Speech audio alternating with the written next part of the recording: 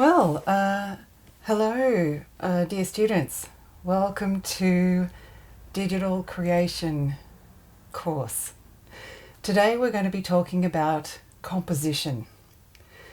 We really need to look at this because it can actually determine how well your viewers will interpret the video that you show them. Okay, so I am very excited about this. As with anything to do with digital content creation and filmmaking, you can go really deep into it, into any subject.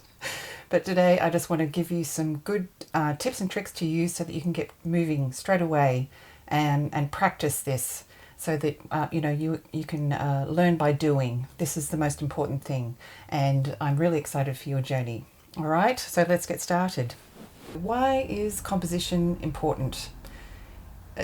Well, one of the main reasons is that it tells the user what to look at, and the thing is, we as filmmakers and digital content creators, we have to tell them where to look, and this means that we have to make decisions. And when we are sole creators, especially, that we have a lot of work to do and a lot of decisions to make on the spot.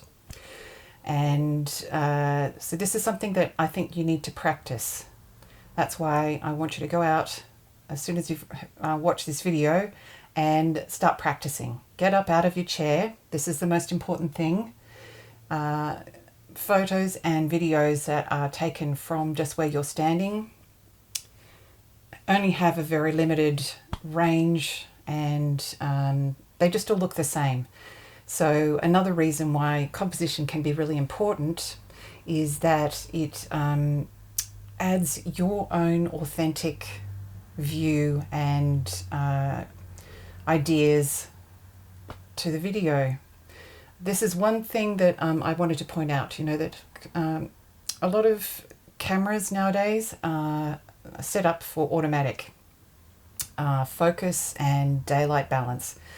And although this is an absolute godsend, especially for sole creators, when we've got so many things, we're juggling so many things, it's important to have a few things that we don't have to think about. The only problem is that, when we have an automatic setting in a camera, it even whether it's your phone or in a camera, it is always going to have the manufacturer's decision about what looks good. And the thing is, we need to learn a little bit how to work with the manual controls and also with things like composition, because it adds your unique view. These are some of the things that professionals use, and I'm sharing them with you because I need you to come into the world and represent women in all her different in all her different ways that are not seen in sexist societies. So I'm really excited for our journey together. All right, so some videos that I made recently here just to show you the different types of shots that we use when you're looking up at your client or your talent or the person in front of the lens. You can get some really odd looks. There is a fashion idea that you can get the camera to go up as high as you can. So you're looking at you're looking up and the camera's above you. Here are the differences between getting enough light and what happens when your footage is dark. When you are filming, it's very important to think about the background, as I was talking before. When you're shooting outside especially, make sure that you're considering the background. I mean, it's great to have rubbish bins in the background if you're talking about recycling or doing your rubbish collection. Or, do you need to sort of look around and see if you can get a better background that suits your content?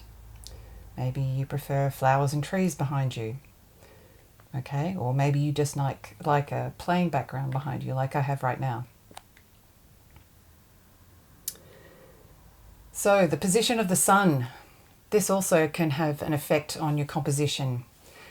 When you got to see where the sun is in the sky. Can you use a bit of shade? There's times of the day. Often the most flattering types of light are when it hits the side of your face. And this is, in the early morning and in the evening before dusk. My next shots are a chair in a lounge and then a pillow. Again, you can use your composition to really choose what it is that your viewer wants that you want your viewer to know, to understand and to learn about. So obviously a chair within its environment is probably talking about vintage furniture maybe, or a lounge room, or being inside. Whereas close-up of a pillow might be talking about the specific pattern on the pillow material. It could be, again, about just vintage accessories or something like that. And yeah, composition is absolutely affected by, your viewpoint.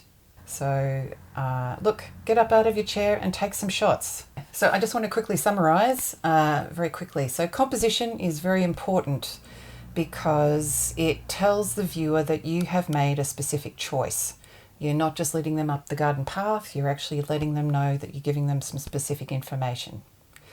Composition incorporates things like lighting, darkness, inside, outside, colours. Composition also is just important because it sort of introduces your art, and it's not necessarily just relying on the automatic features of your camera and your phone. This is something that we've got to really start working with. It's like, what is your vision? Woohoo! Yeah, I'm really excited for your progress. Okay, good luck, and I'll see you next week. Bye-bye.